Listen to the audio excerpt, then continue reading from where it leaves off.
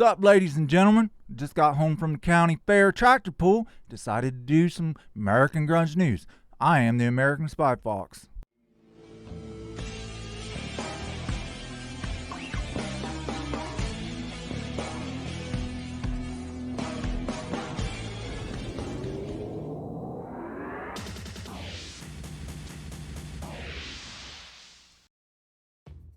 Just to get this out of the way, the Rosemary Carroll / Danny Goldberg / Tom Grant Nirvana series video is coming along nicely.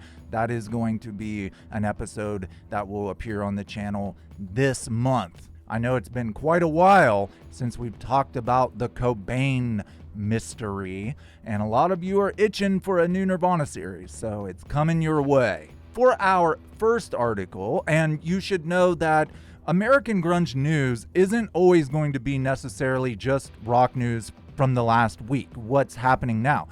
Sometimes I come across articles from the past that are very interesting that I know this audience would like, so I'm going to be talking about things, not only contemporary articles, but past articles. Now, this is something I want to gloss over because I know I'm sick of it. You're probably sick of it. More Kurt Cobain guitars for auction. Everybody's trying to make a dime off those Kurt Cobain guitars. I'm sure Courtney's behind most of it. However, there is one that has come up for auction that may be within your price range. The starting bid is only $10,000. Now that's out of my price range, but it might not be out of your price range. And just like the guitar pick we talked about in the last one, I would love to see it, just a regular Nirvana fan get their hands on it.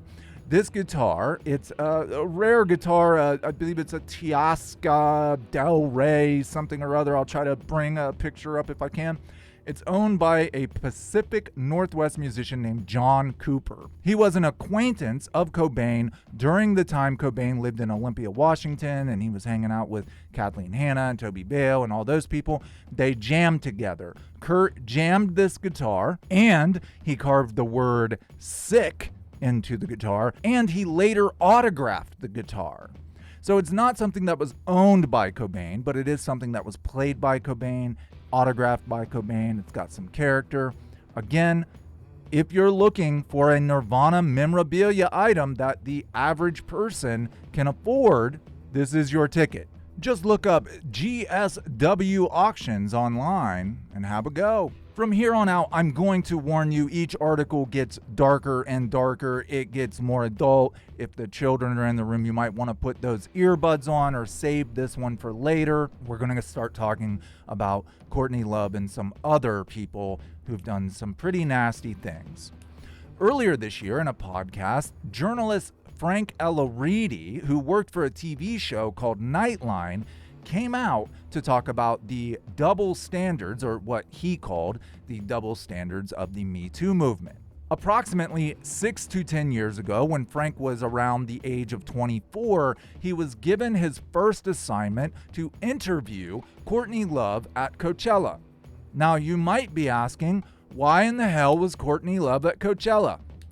Well, there are tents and areas that are basically rented out to has-been celebrities who can pay to come and then have little parties for themselves. And that's what Courtney did. She had an after party for herself. A grandma-aged woman was hanging out at Coachella, paid for the privilege, and then she said, "Hey everybody, look at me, I'm having an after party in my tent." Of course, she herself probably contacted the Associated Press, and the only people who were interested in interviewing her was this guy named Frank Ellariti from Nightline. Frank has since come out and said that right after this picture was taken, Courtney Love just reached over and got a handful of his moose knuckle. Yeah, she grabbed his junk like it was nobody's business. Now, he would go on to say, "I never told anybody about it." He said it startled him, it shocked him, he didn't know how to react. But at the time, he was a brand new journalist. It was his first assignment, and he thought, I don't know, maybe this is just how famous people act, you know? So he didn't make a big deal out of it. It wasn't until earlier this year in the podcast that he was thinking, well, wait a second, why can Courtney Love assault me, pervertedly sexually assault me, and no one bats an eye. Other people witnessed it. People even laughed about it. But if it was like a 52-year-old man and a 24-year-old girl, it would have been the end of his career. Frank would go on and ask this podcast host, why is there a double standard? This is something we should talk about. Well, we all know why there's a double standard, right? That's easy. It's because men are stronger than women. And if you don't want a woman grabbing on your junk, you just shove her off of you, right? That's why the double standard exists. Because if the guy doesn't want it, he can easily make it stop. Whereas a woman might not have the physical strength to make something like that stop. However, it doesn't make it right. It doesn't mean that she should be able to get away with it. Do I think that she should have been charged with gross sexual imposition or sexual assault? Of course I do. I think it's weird that a grandma was at Coachella in the first place, let alone groping little boys. Frank Elleriti went out of his way to let people know, I'm not saying we should cancel Courtney Love, and I laugh at that he would even think that he needs to say that. Courtney Love has gotten away with much, much worse than what happened to you, Mr. Frank Elleriti. Do you think that her grabbing your moose knuckle is going to be what cancels her? She's literally gotten away with so much worse. But I do agree with him. This is a conversation that needs to be discussed. Why is it that women can get away with this and men often get their lives ruined? Not over even things they did, maybe just something they said like 20 years ago. There does seem to be a double standard. Is that ever going to change? Probably not. Moving forward, we've got a little more of Courtney Love. Well, Courtney Love and her goons. If you have not watched the Growing Up Frances Bean series on my channel, you may not be that aware of the Isaiah Silva case. So I'm just going to briefly discuss the Isaiah Silva case because it is connected to a new death. An actor you may or may have not heard of, Angus Cloud, has died, and Courtney Love's confidant, close confidant and one-time manager, is in the center of this controversy, along with the actor Ross Butler. Now, years ago, Frances Bean's husband, Isaiah Silva, and her were getting a divorce. Frances Bean had given Isaiah Silva the iconic unplugged acoustic guitar of Kurt Cobain's. They fought over it in court. Courtney tried to get it back by sending her goons, Sam Lutfi, Jan Yuckman, Ross Butler, and another unnamed individual, to essentially kidnap Silva, take him somewhere, make it look like he had taken his own life. Every detail that you would need to know about that case is in the Growing Up Frances Bean series, and I used court documents, subpoenaed text messages between Lutfi and Love and Ross Butler and Frances Bean and Isaiah. Everything is there, and it is truly remarkable that these guys got away with everything they did to Isaiah Silva simply by paying him out of court.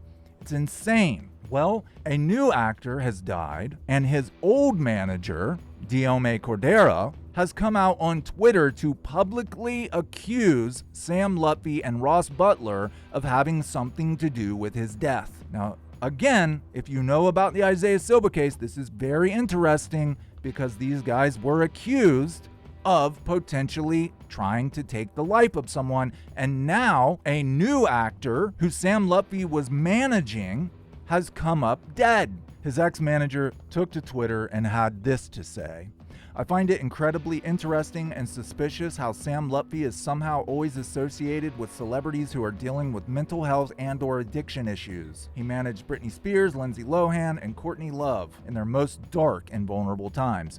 Now, he's a little confused there. I personally believe that Courtney Love was looking for a Sam Lutfi. She wanted someone like Sam Lutfi in her corner to do dirty deeds for her, right? Dirty deeds done dirt cheap. That's Sam Lutfi. I totally believe this man needs to be investigated. Let's reread that. I totally believe this man, Sam Lutfi, needs to be investigated. He's involved in Angus's death for some reason. This is Angus Cloud's ex-manager, his agent, whatever you want to call him, accusing the now present agent of his death, having some way being involved in this man's death. Is it a far stretch? Well, he was accused of potentially trying to take someone's life before. They all settled out of court, paid out of court, so they didn't have to go to a criminal trial. Funny how rich people can do that, right? And now somebody under his care, someone he was supposed to be looking out for and taking care of, has come up dead, and a Hollywood insider has come out publicly and said Sam Lutfi needs to be investigated. So I love this. I love that this guy has a sack, right? Because nobody in that Hollywood scene would ever come out and talk crap about Sam Lutfi. They were probably afraid of him. The only people who were doing it was, there was a Facebook group that was covering the Isaiah Silva case, and there was my channel, and that was about it. Now we actually have somebody on the Hollywood inside calling this guy out. Will it lead to an investigation? I'm not sure, but I hope so. We'll be talking more about this guy in upcoming videos. Oh, and if you're asking yourself why my collage over here, why Courtney Love is surrounded by people like Prince Andrew, Jeffrey Epstein, and Bill Gates, well, we're going to be talking about that in upcoming videos too. We've gotten to it a little bit in the past. Everybody on this board, Courtney Love has either used, manipulated, committed a crime against, or been in a conspiracy with to commit crimes. Don't you think it's weird that Grandma Love Cobain would go grabbing young boys' crotches and she was associated with Jeffrey Epstein? Can we talk about this for a moment? Can we forget about rock news and just talk about this for a second? Hello? Before this dude mysteriously ended up dead in his cell, which Dr. Cyril Wecht has come out and said the vertebrae, the bones in the neck that were broken were consistent with a frontward strangulation, not him leaning forward. As they say, Chris Cornell also took his life. The FBI put out Jeffrey Epstein's black book. Courtney Love was in it 3 times, and her name was circled. Courtney Love went public and said, I've never met this guy, don't know this guy, have no clue why he would have my phone numbers, I hope he burns in hell, blah, blah, blah. Then, during the Ghislaine Maxwell trial, the prosecution, under Freedom of Information Act, journalists get a hold of the prosecution's discovery. A discovery is all the evidence that the prosecution has. They have to actually hand it over to the defense, so the defense knows what they're defending themselves against.